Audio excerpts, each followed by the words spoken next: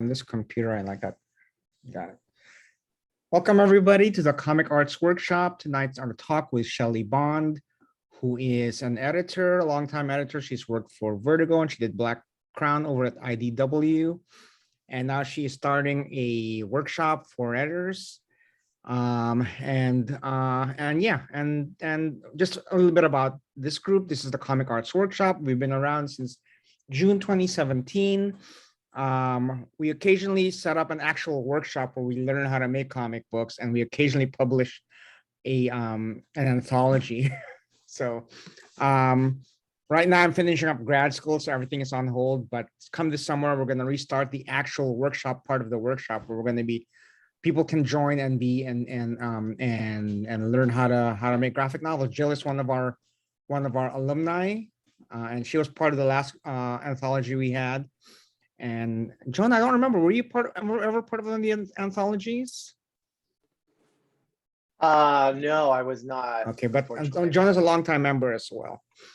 And I'm not sure which Josh this is, but Josh, if it's yeah. But anyway, so yeah, so we are a community of creators, and I put this on because it's a great way for folks to get to know people in the industry and to learn about the industry as well. And I told this before, and this is the reason why I put this on, is because I hate going to bar cons. Yes. So I prefer to interact and network with people outside of the bars. So, and this is the way I do it. Normally, we have, in the beginning when we first started doing this, was always done live in Chelsea. We would rent the space in Chelsea, and we would have the creators come over and people would show up. But since the pandemic, we've been doing it online. And what's nice about that is we've been getting attendees and speakers from all across the world. So that's one of the advantages of doing this whole thing online. I still have to figure out how we're gonna do it live and online. So maybe we'll alternate. I'm not sure yet. I have to figure that out. So anyways, thank you very much all for coming, and thank you for Shelly for coming. If you just give her a nice round of applause. Thank you. Thanks for inviting. Shelly's been a great supporter of the workshop. She supported our Diversity Comic Con for a few years now. She even sent a gift to our speaker, Ross Chast. What was that? It was a book, right? It was a hardcover edition of Femme Magnifique with and I think I gave you guys one of the very few copies that contained a book plate signed by everybody's signatures. Yeah, 2/3 of the 100 creatives. So it was a really special copy, and it was our pleasure. That book was so important for me as an editor, but also just as a feminist. We put the book out through Kickstarter back in 2017, and it was just all about empowerment. It was about 50 magnificent women who changed the world, and it was by so many amazing comic book writers and artists, some who you probably all know, from Gail Simone, Kelly Sue DeConnick, Chuck Brown, Sanford Green, and others who have become superstars since actually making their debut in that book. So yeah, that's what I love about the anthology. There's power in it. When you bring veteran creators and newcomers together, I think that's when the magic happens in comics. And know that Roz Chast has it on her shelf. Oh, nice. Well, I appreciate that. Yeah, she's quite an influential, magnificent woman. She's amazing. We were very lucky to have her at Diversity Comic Con. But anyway, so let's get started. We have a list of questions that I'm going to ask. I'm not sure if I'll get through all of it because I want to give time for the attendees to ask their questions as well. So we'll see what we can get through. I know I mentioned that Shelly has worked for Vertigo for a long time and then Black Crown, but I'd like for you to tell us about your background and how you became interested in comics. Sure. I probably have one of the non-traditional comic book stories. I wasn't a super fan, did not like superheroes, and really wasn't much of a reader as a kid. I think I loved the Peanuts. So I loved reading, like, anything by Charles Schultz. I loved the Sunday Funnies, and I loved the animated Peanuts programs, but really didn't even know comics still existed until I got to college. I had a screenwriting class in my senior year, and it was at 8 a.m. And the last thing I wanted to do during my senior year was wake up early for a class. And it turned out to be the greatest thing to ever happen to me, because one morning our teacher showed us a copy of Empire Lanes, which was a black and white indie comic book by Peter Gross. And he held up the comic book and he said, "This is storyboarding. This is, you can think about it as a way to start making films, because it's a way of telling a story on paper." And I'm certain, and I have witnesses, that my jaw dropped like all the way down, like, to the basement of the building. What's cool is I mean, this? I couldn't believe my eyes. First of all, I was a film student, so I was a terrible snob. All I wanted to do was make like indie films and foreign films. I loved the French New Wave. And when I looked at Peter Gross's artwork, it was black and white, it was stylized, it had so many beautiful different textures. And it looked nothing like what I remember a comic book to be, which was either Superman or Archie comics. It wasn't degrading to me. It wasn't full of women in bathing suits running around hills. It didn't have men wearing their underwear over their clothes. It looked very arty and cool. And so I was all in at first glance.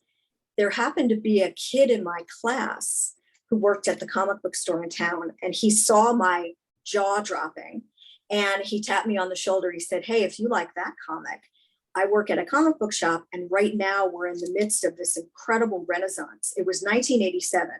So there was an independent comics boom where you had all of these really interesting small publishers like Kamiko, and also these imprints that like were offshoots of Marvel, like Epic Comics. So we were starting to see this wonderful selection of comics come in that were not only independent, but they were dealing with totally different genres and themes that were non-superhero related. So I took the kid up on his offer, and he took me to the comic book store, and I was Dorothy and Oz.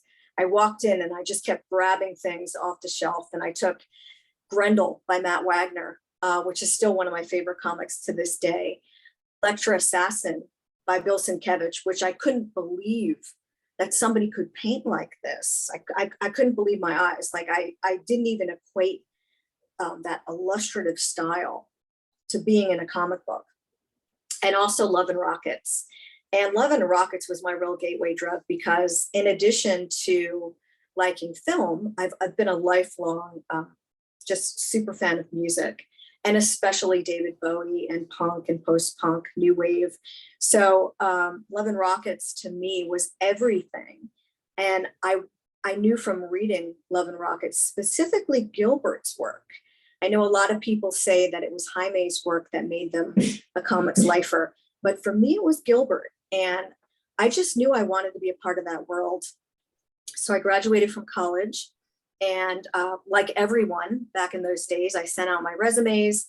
I had hoped to move to Europe. That wasn't going to happen. I was lucky enough to move to Philadelphia, and my first job was with Kamiko, the comic company.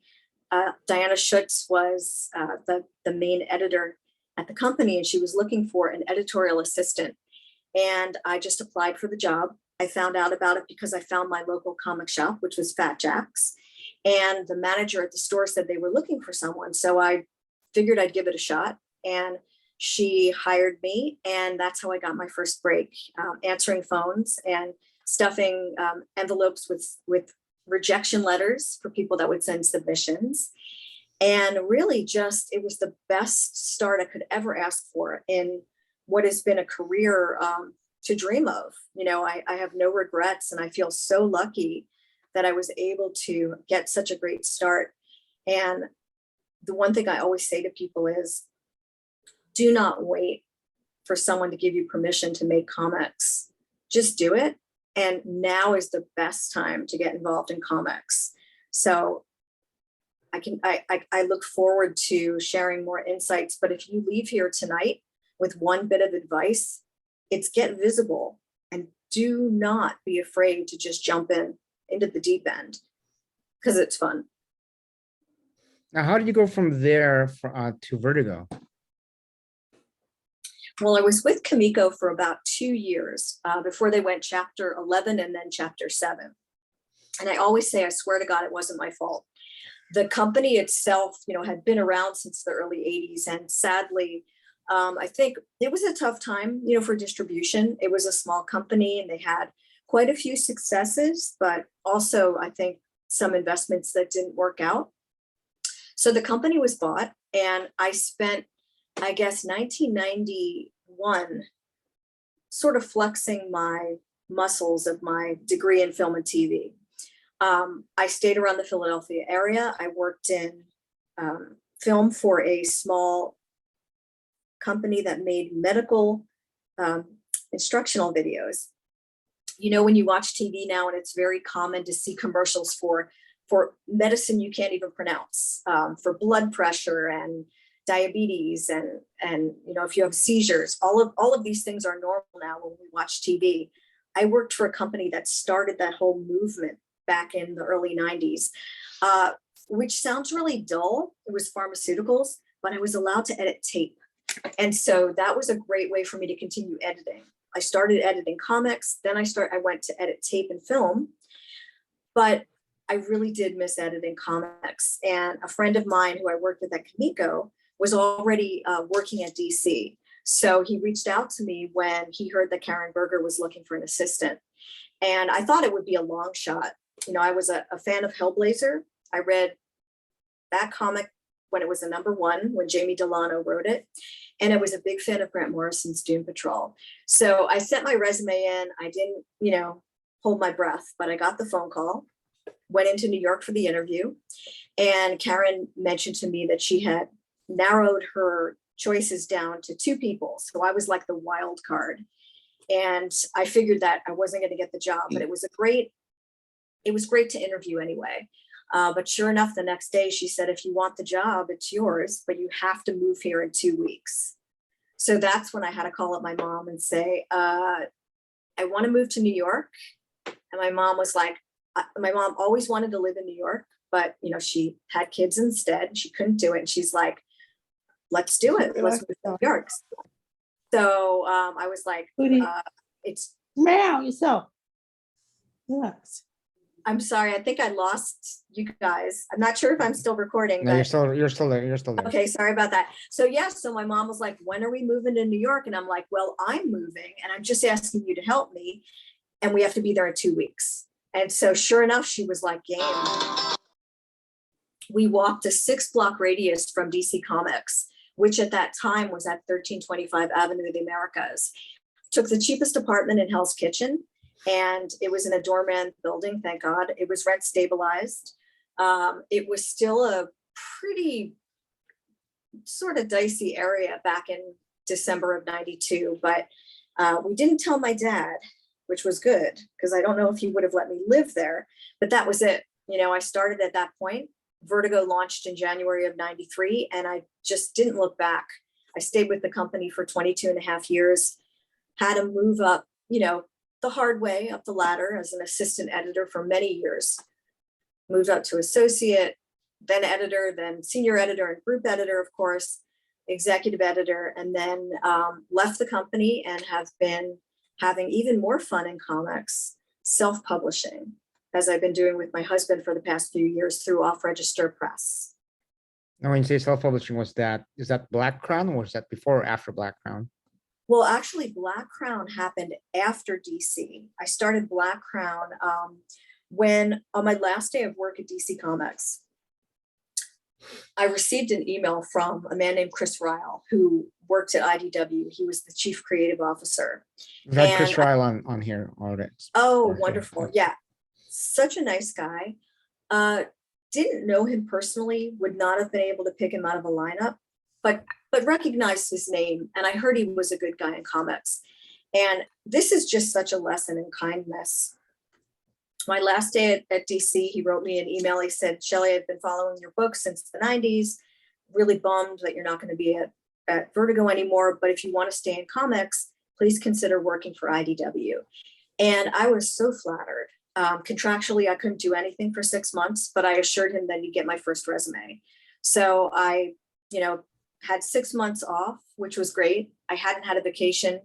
I hadn't had a summer vacation since I was like 12. I grew up in a family business, so my dad always put me to work. And I spent 6 months totally dedicated to myself. I read books, I read comics.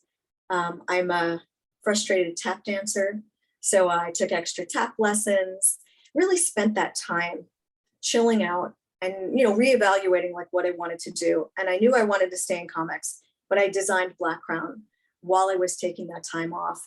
I pitched it to Chris, not sure if he would like it, and he loved it. And we basically started this terrific working relationship. And so we spent 3 years working with my husband as well. We produced 10 comic book series that all turned into graphic novels. We have 2 of them that were optioned for TV, and one of them most recently, which is we're really excited about. It's called Eve Stranger. It's drawn by my husband, Philip Bond, and it's just been optioned by the BBC. So we're really excited about that. But Black Crown also sadly was shuttered because we just couldn't reach enough. We couldn't support the quality of the books that we wanted to make. We couldn't sell them, and make a profit for the company. So it was a bummer because I think Black Crown really represents like everything my husband and I believe in terms of like small press. But it didn't stop us from making comics, which is where off-register press comes in. Great. What do you feel? In your experience has primarily been as an editor and a publisher. So, what would you say are the most important aspects of the job? I think the number one and most important aspect of being an editor is asking the right questions and listening to your freelancer. Editors, the comic book editor's job is very complicated because, it's different things to different creators. I've talked to people over the years who tell me that their editor is just a paper pusher. Their editor doesn't even get them paid on time. The editor doesn't comment about their art. That's a type of editing that I'm not familiar with because I've been lucky enough to learn from people from every different department, from every different walk of life as I've been coming up in the field. So I've always asked questions when I didn't understand something, and I've applied that to my own method of editing comics. So I'm going to be talking a little bit later about my book, Filth and Grammar. The reason it's called Filth and Grammar is because editing comics is a messy business because it's all about red pens and getting your hands dirty. I say to people that comic book editors are many things. They're part copy editor, they're part cheerleader, keeping everybody enthusiastic all the time. That's a full-time job, but that's just one of the many things a comic book editor does. A very overlooked quality about a great comic book editor is being an art director. And people that don't have a strong visual acuity probably shouldn't be comic book editors because you need to work with artists.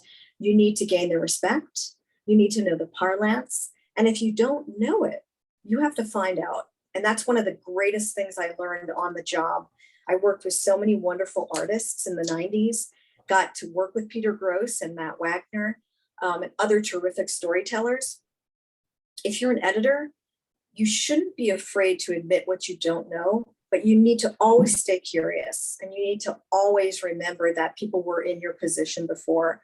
So don't be afraid to acquire knowledge and don't be afraid to make mistakes, because I think that's the other thing people tend to forget. We're all human. And when you're editing books, whether you work for a big company and you have 6 monthly books and you're juggling fire batons and plates, or whether you're self-publishing and you're a proofreader and you're the logo designer. And in my case, I'm a letterer now.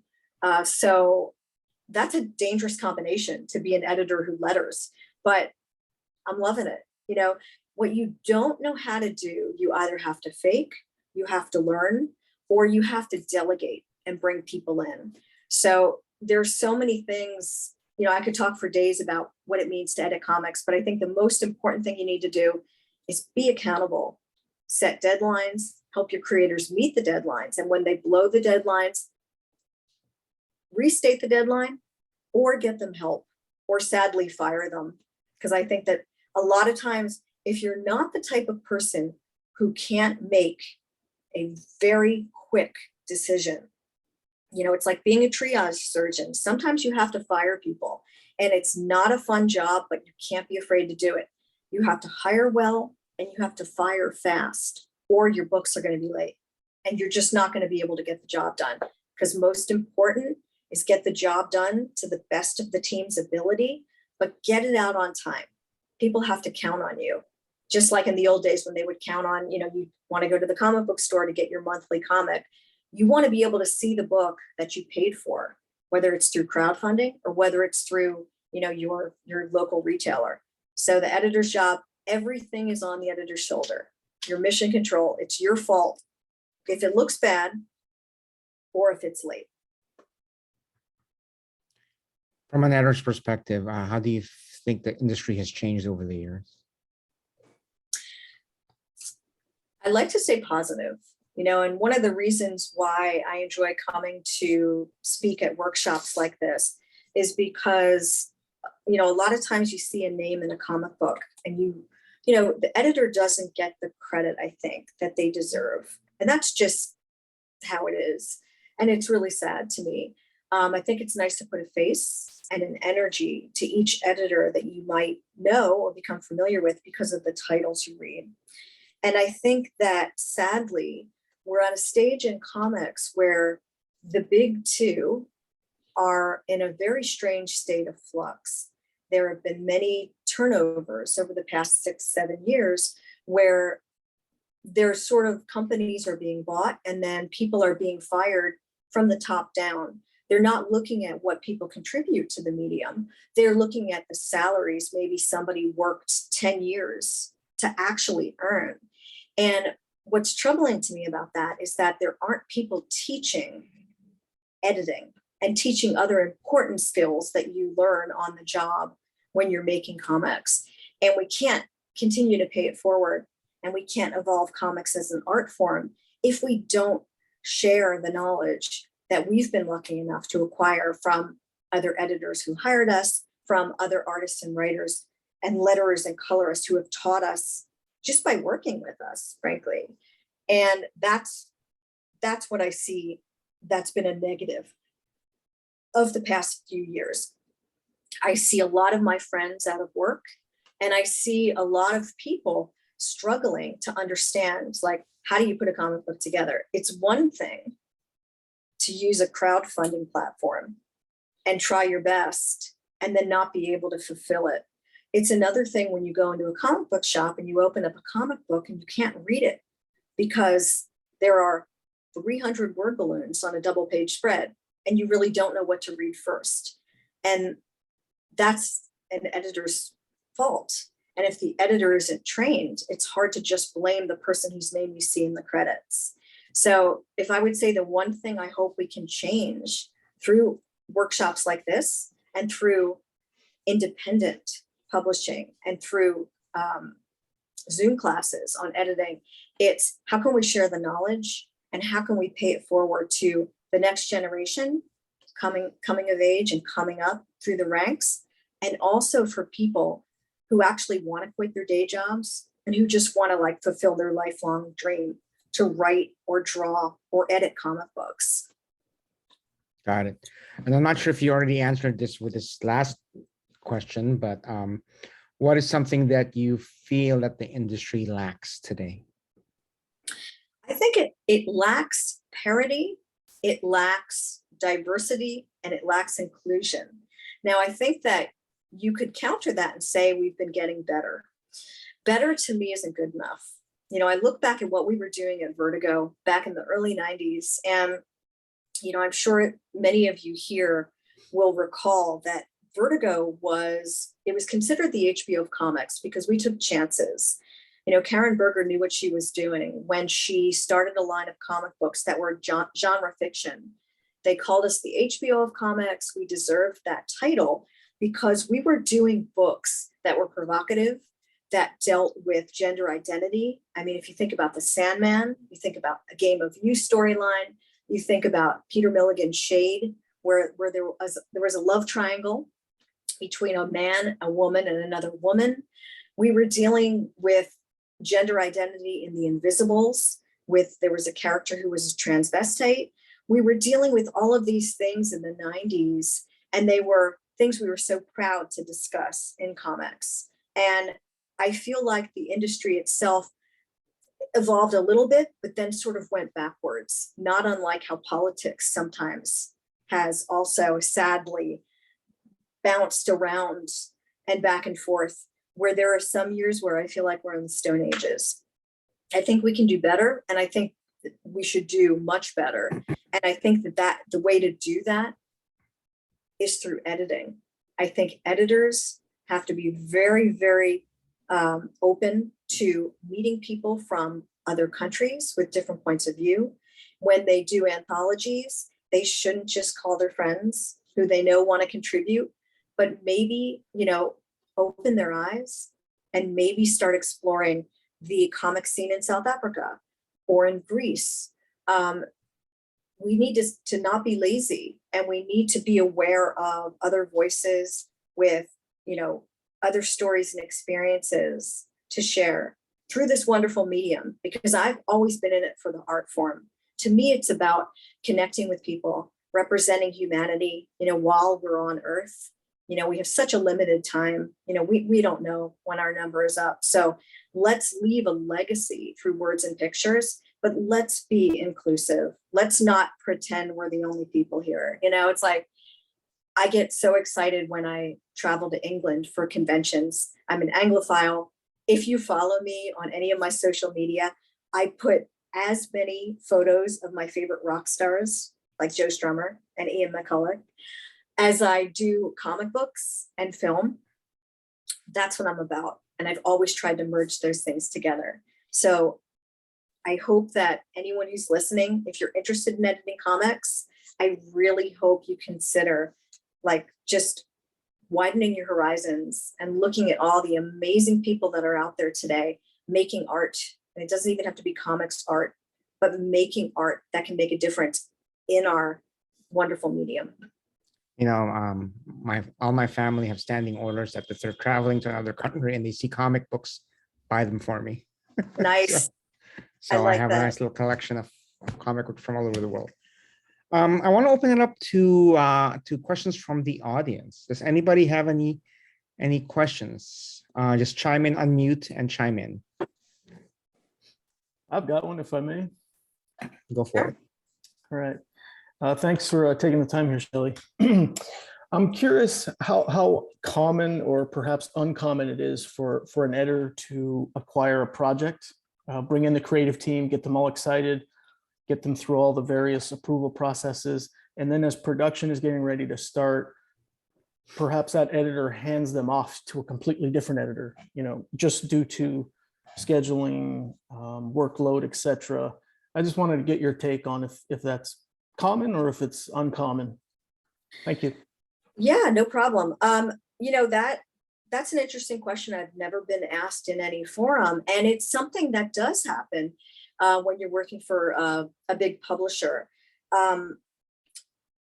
Whenever I've edited books, I was so lucky. Karen Berger hired me as an assistant editor, knowing that I had editing credits at Kamiko, but that was the only job they had open. And she said, look, I know you're experienced. If you prove to me you know what you're doing, I'll help, I'll let you edit your own books. And she was true to her word.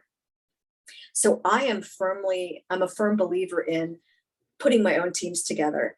When people pitch me things with an artist in mind, unless I love the artist, I'm reticent to even take on the project, because my favorite thing about being an editor is also being a part of the origin team, and really, really helping craft it. and helping the team gel. So for me, I definitely would be heartbroken if I put a team together. I edited the opening storyline and then had to hand it off. But it does happen, and it happened to me with Young Animal, to be honest. In my last days, I had been working with Gerard Way, and we had wanted to work together for many years. And I put together his teams and taught him how to edit comics. So I found Nick Darrington and put them together, and they were like a house on fire. And I put the Shade team together. I edited the first 2 scripts for both Shade the Changing Girl and Doom Patrol, and had to pass the baton when I left the company. It was soul crushing, and yet I knew that Gerard was going to be able to just run with the torch because I gave him the foundation. So when I talk to people about this kind of thing, I try to remind them that hopefully your book is passed on for a good reason. Maybe you're going to be given another project that needs your expertise. But yeah, it's not an easy thing, but it is common, especially in a corporate environment. If you've got like a superhero group and a crime noir group, sometimes, the editor-in-chief might want to like move people around. So it does happen. I wouldn't take it personally, but whenever possible, the first person who believes in you, I would always be loyal to them because they're the ones that are really giving you that break. I hope I answered your question. Yes, absolutely. Thank you. I really appreciate it. And I'm a big fan of Young Animal. Oh, thanks. Yeah, me too. I mean, Gerard, honestly, when I first heard that Gerard was writing comics, I just was like, oh, great, another rock star's writing comics. And then I read his comics and I'm like, no, he's a comic book rock star to me. He can be with his band and that's fine. My son was an MCR fan for a while. I'm a fan of his writing. I think he's amazing. And he's like really a cool person too. He has no ego, which he could have. I would give him permission, but he's such a cool guy. Thanks, Omar. Any other questions? Yeah, I wanted to ask, Sure. if nobody else wants to, I wanted to ask, you talked a little bit, and I know both with Vertigo and Black Crown, these are things that you have started for the most part. Can you talk about times that you have, let's say, found an artist whose vision you were trying to help, help foster, versus times that perhaps, and tell me, that you had an idea and that you were sort of putting a crew together to help you, where you as the editor was the driving force? Sure. One of my favorite examples to tell people about, because it's a true story, you can't make this kind of thing up. Back in 2006, Warner Brothers came to DC Comics for a meeting and we had a meeting as a Vertigo crew, and we were told that, they respect comics, but if there were any comics that we were working on that might make a nice leap to film, to really keep an eye open for that. And, it's funny, I studied film and TV and audio production in college. So I really, I also have a love for, TV and film. And I never felt threatened by that. As a comics purist, I love the periodical. So I can look you in the eye and say, to me, I still want to tell the stories on paper or digitally, I guess, but really on paper. But I thought it was great that we were getting this opportunity to really take a project that could work in multiple applications. And I looked at it like this: I'm going to be the editor of the comic, and it is going to be the purest story that should be told with page turns as a sequential medium. I was working on a pitch with Chris Roberson, who eventually, was the writer of iZombie. So Chris was pitching me something called Gravedigger, which was an old DC Comics character.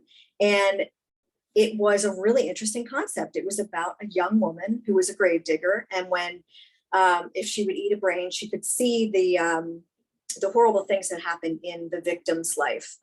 And as I was reading the pitch, it felt like it was almost too good to be a DC property. And what I mean by that was there were too many really original elements in it that I felt that if I worked with Chris, we could make it even more original, that it would be creator owned. And for that to happen, we needed a new title. And this is where I'm the kind of editor that jumps in with both feet, like it or not. I'm hands-on, you're stuck with me. So I said to Chris, I love this so much, but we can't use Gravedigger. I have this idea for a title called iZombie, and I don't think it would be I, comma, zombie. It's not iRobot, it's not iClaudius, but I was playing it off the iPod, and he loved it. And we, fleshed out the idea together, and it came time to hiring an artist. And I said, I see one person drawing this book, and I see Mike Allred. And Chris said, well, I love Mike Allred's work. If you can get someone who's like Mike Allred, I'll be very happy.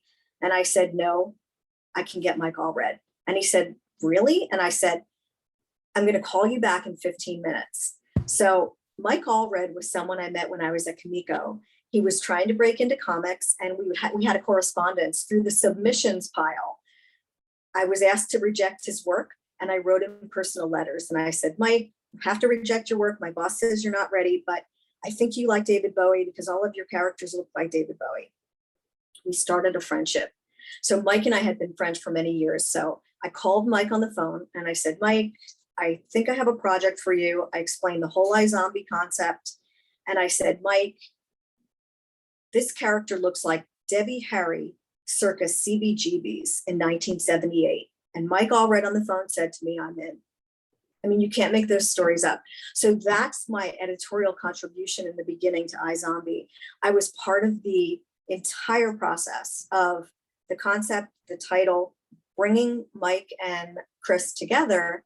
And Mike and I have always worked very well together. He's an innately strong storyteller. And, I loved being able to work closely with him and with Chris. And, I always say at the beginning of a project, I'm not a passive editor. I'm going to be your champion. When you do something right, I am going to be there 100% cheering you on. But if I see something that isn't working, or if I think that there's a way you can do something faster, or maybe, you don't realize it, but you're telling the same story every time you pitch me a storyline, I'm going to be the first person to also tell you that. I'm an editor that's both good cop and bad cop. So I hope that answers your question. Everybody's editing style is different. I just spoke to someone yesterday who I worked with on Black Crown a number of years ago, and he has a new editor now. And I asked him if I was anything like his new editor, and he said nothing at all. And we laughed because it's so true. Every editor has their own style. Some editors are not comfortable giving art direction. Some editors are not comfortable asking for changes. I don't work that way. So my type of editing is all in, and it can be a lot. Sometimes people ask me to be their editor. I've reviewed their work, and I'm honest, and I say, look, if you wanted to hire me, here are the 10 things I would change, and here are the 2 things I like. And a lot of times that means we're not a good fit. So I think that's what makes being an editor now, especially after 30 years in the business. I'd like to think I can be selective, and I hope that's a good thing for the creators too, because what you see is what you get with me. Like I don't tiptoe around things. I hope that saves everyone time, and I hope that makes for a very fair and honest and respectful working relationship. Did I answer your question though? That's what I worry about. Yes, particularly with the iZombie thing. It's interesting to hear. Thank you very much. Sure. Any other questions? Anybody? Sure. I'm curious about you talk a lot about rock stars and music and the punk scene, and I can't even count the number of comics that I've read, and now I'm trying to write one that's about music. And it seems like the ultimate challenge in visual communication to get audio, the one thing that you can't do on comics page, and all of us comics creators are like, gimme, gimme, gimme, I want to try this, I want to do this, it's impossible, I have to try. Yep. What are your experiences in sort of melding these two media, and how are ways that you've seen this approached well and not as well? Well, I'm not sure if you're familiar with Black Crown, but it was basically a celebration of music and comics. So, not trying to sell my books to you, but I do think you would dig it. Basically, the whole conceit for Black Crown was that it was one high street modeled after my St. Mark's Place when I lived in New York City in the 90s. And it's one street. The Black Crown pub was the anchor, and all the storefronts that were on this street, it was called Cannon Street, linked to the 10 comics that we put out through the imprint. And the music connection was evident in a different way through each book.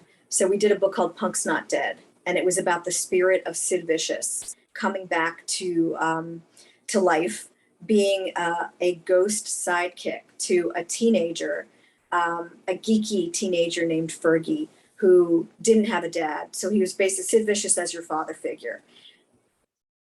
It was one of the best comics I worked on in my career. I highly encourage you to seek it out. That's how we got music into that book. I love what you're saying, because I know Z2 has been doing a lot of comics, and I think the natural reaction is people want to do comics that illustrate their favorite lyrics. And unless you get the record company and the label and the songwriters involved and then divvy up the money, and nobody's making any money, and it's hard to sell the comic, and also it's quite derivative. So to me, that's the obvious way to go. I prefer the less obvious path. So I'm smiling because I feel like I've spent my whole life trying to get the attention of rock stars to tell their graphic memoirs. I had a really close call with David Bowie's manager in the probably late 2000s. And it's such a nice story because, again, like, you can't make this kind of thing up, because you stumble and then you start forgetting things. But I pretty much online started the conversation with someone, and they said, oh, you should talk to Bowie's management. So I wrote a note. It turns out that his management company was in the same office as my dermatologist. Managed to get myself a meeting. The manager was amazing. I brought him a stack of comics, so he got a chance to, I think, gave David Bowie copies of Paul Pope's Heavy Liquid and Dead Enders by Ed Brubaker, and all of the comics that I treasured from the 90s. And I just said, look, I'd love for David Bowie to write his memoir as a graphic memoir. Or my husband had a great idea. What about if Ziggy Stardust and the Spiders from Mars were actual detectives? Or, they traveled from planet to planet. I was in the office for an hour. The manager was so kind and so nice and funny. He said, look, I love what you're giving me. I love these books. One of two things is going to happen. You're going to hear from me in a week because David Bowie's going to love this idea, or you're not going to hear from me because he's going to love the idea, but he's going to be too busy for the next 10 years. And so I kind of knew it was a long shot. I like to think that perhaps Bowie read those comics, though, and saw what amazing things were being done with the medium. So again, I'm not really answering your question. I like to take the path less traveled. So I like the idea of the graphic memoir. I wrote to Mick Jones and talked to his manager a few times. I've been told he's a huge comics fan, would love his story. James Murphy, I would love the history of DFA Records. I think that would be fascinating. So I am constantly writing and inquiring, and still waiting to strike gold on that one. What is your approach, if you don't mind me asking? I'm trying to capture the feeling of music and the way that it changes people, and finding, I'm a writer myself, so a lot of this is, the creative alchemy of just kind of putting words out there as a short story for my artist, and then whatever he makes, that's the comics. So just, trying to be evocative in language rather than descriptive, and just see, use with style and visual elements what comes together to, yeah, evoke a feeling rather than really like representationally do something. Yeah, I think it's great. I'm always so excited to hear people that feel that same passion for both music and comics. And, the connection is there. I feel like the best work that marries the two does it in a way that's almost reading between the lines, kind of like the blood and the gutters of comics. So I'm always hard pressed to point to one thing that illustrates that to me. But I do think that Love and Rockets manages to get that universal connectivity across. And I think one of the things that's so important about the Hernandez brothers, I think they're celebrating 40 years of Love and Rockets now. They were so original at their earliest days. They were writing a Hispanic soap opera about, life, and they let their characters age. Who did that? They let their characters gain weight. Who does that? Like they were original back in 82. They're original now.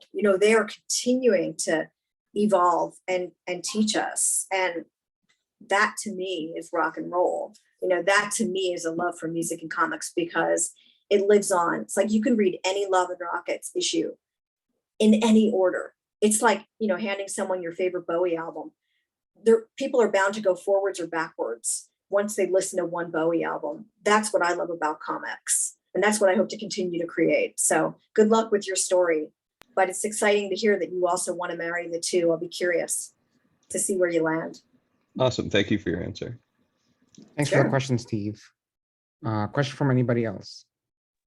Hi. Before you mentioned about being an editor, and if you approached it, if you want to work with me, there's 2 things I like and 10 that I would change. Oh, I might have been, that might have been me giving you some pretty bad odds. Oh, no. It's just expanding on it. I just want to know, in your career, has something like that happened? And then that book has come out under another editor and you've gone, wow, I really missed that opportunity to work on that.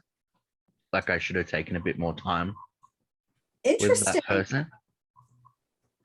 You know what? I have to tell you, I have been so lucky. I have worked with so many amazing people, and I've been given the opportunity in every place I've worked, with Vertigo and through Black Crown. I've just been lucky to be choosy. I have had people pitch me things, and I usually know if I like something from the first couple of sentences, to be honest. So I can't really say that I passed up a book and then was disappointed. Sometimes I've read comics and I've said, wow, I wish I would have edited that, and haven't been offered. But I don't know. It's a great question, but I don't know. I look back at my catalog, and in fact, I've been thinking a lot about the 90s lately, because I've been writing about coming of age in the 90s in comics for a book that I'm going to kickstart soon. And I have a list of over 25,000 pages of comics that I edited, which makes me feel super old, by the way. So don't look closely.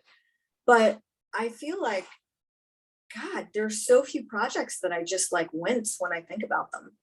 There are a handful, but damn, I've been lucky, and I'm super proud of all of them, except for a couple.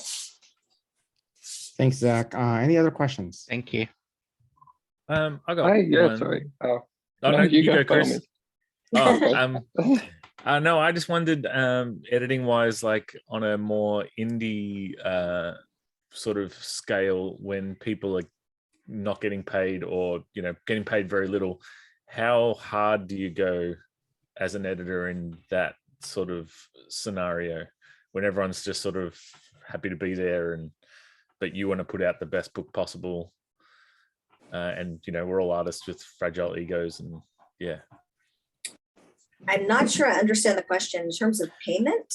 You mean like No, the- how when editing, how I guess hard do you go?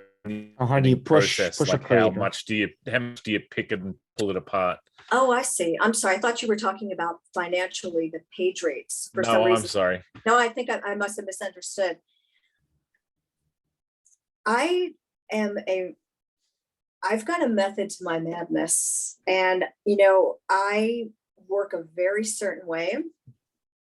I edit comics a very specific way, and I don't want this to become this like promo tool for a Zoom class I'm teaching. But last year I kickstarted a book called Filth and Grammar, which I have one copy of it here.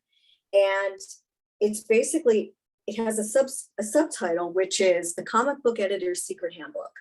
So I kickstarted this book because I wanted to plant my flag. I was really getting frustrated with talking to some friends who still work with the big companies and work with editors, and they're not getting the feedback that they feel like they need to grow as writers and artists and letterers and colorists. And I truly believe it's because there aren't a lot of seasoned people in positions that matter to help teach the good, the bad, and the ugly. You can learn a lot from a really shitty boss. I mean, let's face it, you could learn how not to act.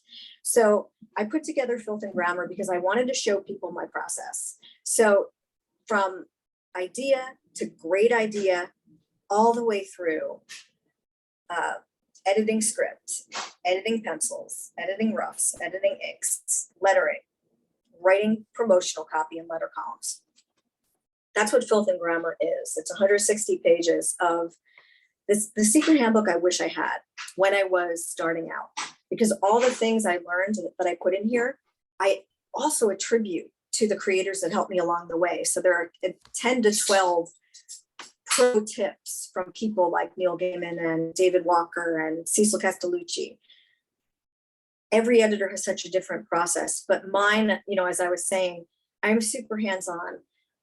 I was fortunate enough to have a film degree. So I took art classes, I took 3D design, I took graphic design. I feel lucky because when I came to Vertigo, I think it was very writer driven, and I brought more of a visual acuity, I like to think, because the artists that I hired were really interested in making a big splash on the page. And I mean that with the double page spreads, and I mean that with pushing the boundaries of what you can do on a flat surface. So the answer to your question is nobody is safe when they work with me. When I'm an editor, I have to edit everyone to make everyone look as good as possible. So I ask people to put their ego at the door, and I put my own ego at the door too. I've been asked sometimes to compromise, and I believe there's a happy compromise to be made sometimes, especially if you're on deadline. If there are 3 pages that have 4 mistakes and the clock is ticking, I'm going to look at the most egregious error and I'm going to say, you know what, you have 6 tangents here. And every time I look at this page, I'm not seeing what you're seeing because the images are morphing together. So let's fix that first. That's where the editor's triage surgeon comes in. So my philosophy is make it as perfect as possible while you can. You're always working towards the deadline. So it's a matter of making sure your team all agrees to respect each other, leave the ego at the door, and the most important thing is it's a collaborative effort. So the editor is there to tap you on the back and to say, hey, precious, stop it. Put the pencil down, put the pen down, and move the page on, because the best comics happen fast. I always say that comics have to remain in motion, the forward imperative. To read a comic, you have to turn the page. You have to move the eye, left to right, top to bottom. You have to work your way down the page. If you stop working on the comic, it loses momentum. And I also think that that's something that I miss about long form comics. So while I wouldn't give up publishing with my husband for anything, I do miss the thrill of the monthly, because the monthly book teaches you how to cut your teeth as a creative. And I mean, by creative, I mean everything. I mean, writer, editor, letterer, penciler, inker. If you're falling behind your editor, hurry up or get you help. So the editor has to do it like nobody's business. And if you're really blowing it, maybe you should be taken off the job, or maybe there should be a fill-in issue so that the editor can help you find ways to work faster or just not work on a monthly. So there's so many variables. Again, I'm sorry if I seem very long-winded, but editing comics needs to be demystified. And again, that's another reason why this is a shameless plug. It's another reason why I'm teaching a class on it. And I got permission to talk about this, so I will tell you, I'll hold this up. But right now, I am actually promoting a class I'm teaching in June, and it's called Filth and Grammar, the Comic Book Editor's Secret Zoom class. It's on editing comics and self-publishing. So it's not just for people who want to be editors, but it's for people who are creators on their own, who might want to crowdfund, or it's for pencilers who actually want to be better pencilers or want to understand how to manage their time or how to make their portfolios better. It's 4 weeks. It's on Saturdays, and it's from 10 o'clock Pacific time, which I hope is a very convenient time for everybody around the world, because it means I'll be up early drinking coffee. And if you're in Australia, you might be having a cocktail. But the class is going to be running in June. It's 2 hours every Saturday. The classes will be recorded. So if you take the class, if you have to miss a class, you can actually, I will be recording the class, and for 60 days following the class, you can watch the class in the comfort of your own home. And the other thing that I think is super cool that I'm doing are Sunday Q&A. So if you sign up for the class, you come to the Saturday class, but you have 1,000 questions, join me on Sunday from 11 o'clock Pacific time for 1 hour. I'll take questions. So it's kind of like, I used to love going to hang out at my college professors' office hours. Back in those days, we'd smoke cigarettes and we'd talk about music and the French New Wave. I won't be smoking, thank God, because I quit a very long time ago. But I will be probably drinking Diet Coke, and we can talk about comics and editing and anything that pertains to the class the previous day. There's a lot to cover in the curriculum. Some of the curriculum for the course I've pulled from Filth and Grammar, the book, but most of it I haven't. Most of it is a lot of things that I couldn't fit into the book. And a lot of it's practical knowledge, but a lot of it is about what I consider cheat sheets, things that I keep on hand that are good to have at your fingertips. One of them I'm going to show you right now. Wally Wood's 22 panels that always work. Many of you probably know about this. When this was handed to me, it never left my side. It's right behind me now. Wally Wood's 22 panels that always work. Whenever you're stuck, if you keep thinking you're drawing the same people on the same two-shot, consult that. You'll have an epiphany every time. You can never go wrong. So I'll provide things like suggestions like that. Grammar cheat sheets. Shelly, type the URL in the chat so everybody can have a copy. Oh, okay. I So- will. You know what? I'm going to have to do that in a little bit. I'm working off my iPad right now. Oh, okay, But- got it. Oh, Okay. but Or if I you can hold it up also- again, I'll type it in the chat. Okay, would you mind? Sure, I know. sure. Happy to. I'm kind of shameless in some ways about promoting, but www off register .press, press FG online. FG online. Filth and Grammar. So So I'm sending it on the chat so people can get a. the inaugural class is booking right now, and I can take up to 100 participants. I'm super excited. I will have a tech assistant. So if there's any technical difficulty, I think I You- typed it no. wrong. there will be a tech assistant on hand to help. It's going to be a lot of fun. you can see I'm rather long-winded, but I do have it scripted so that I'm not going to ramble on and on. When I'm asked to attend a workshop like this, I really love it because I feel like it's a casual chance to just be myself and share my insight on things. For the class, it's structured because I want to impart the top portfolio tips, the mistakes people make. If you're paying for my time, I want it to be worth your while. So please just know, as chatty as I can be, the classes are 2 hours for a reason. It's a lot of material to get through, but I will have some PowerPoint, and there will be a special celebrity guest at each session. I will not reveal my sources.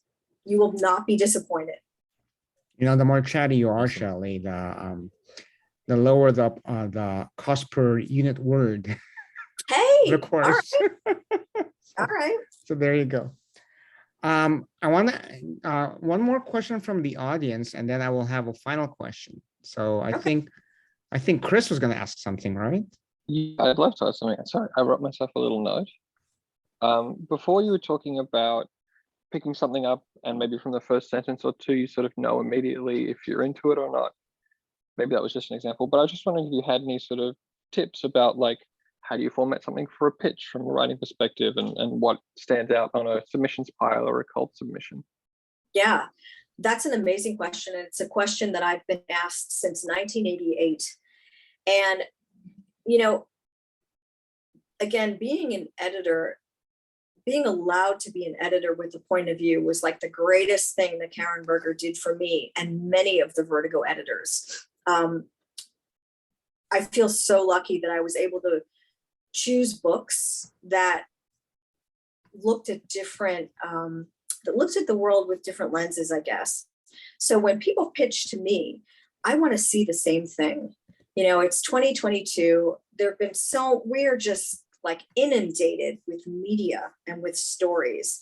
So for me to really take notice, I want to see somebody come at a familiar trope or a familiar genre and bring something new to it. And that begins with the title. I want something that's really going to stand out. So if you're pitching something called The Couch, and I Google search it, I'm going to think casting couch, but I'm also going to think the tattered couch in the junkyard. I'm going to be bored. And frankly, my number one piece of advice for anybody who wants to make comics, it's 3 words. Don't be dull. If you really want to get someone's attention, you have to think about wordplay. You have to think about double entendre. And you have to think about, you only have 30 seconds to get anyone's attention, whether that's an editor in a submissions pile, whether you're in an elevator and with a TV producer who looks at you and says, hey, you look familiar. Did you ever want to work in TV? You better be ready. So I hope that answers your question, but you really have to hone your idea, make it as lean and mean as possible, and know it inside and out. Perfect. Thank you. Thanks very much, Chris. I will say that in Filth and Grammar, in the book, as well as in the class, over the years, I've developed what I considered a one-sheet pitch, which really covers the basics of what I look for. I give a template and I give an example. So that's stuff that will be covered specifically, which would include theme and genre and logline and examples. But being original, it's easy to say, and it's hard to do, especially now. But it's not impossible because everyone is bringing their own unique experiences to their story.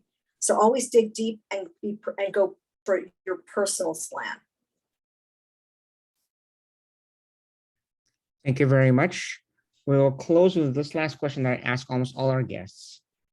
My favorite David Bowie album is Diamond Dogs. Okay, not quite that.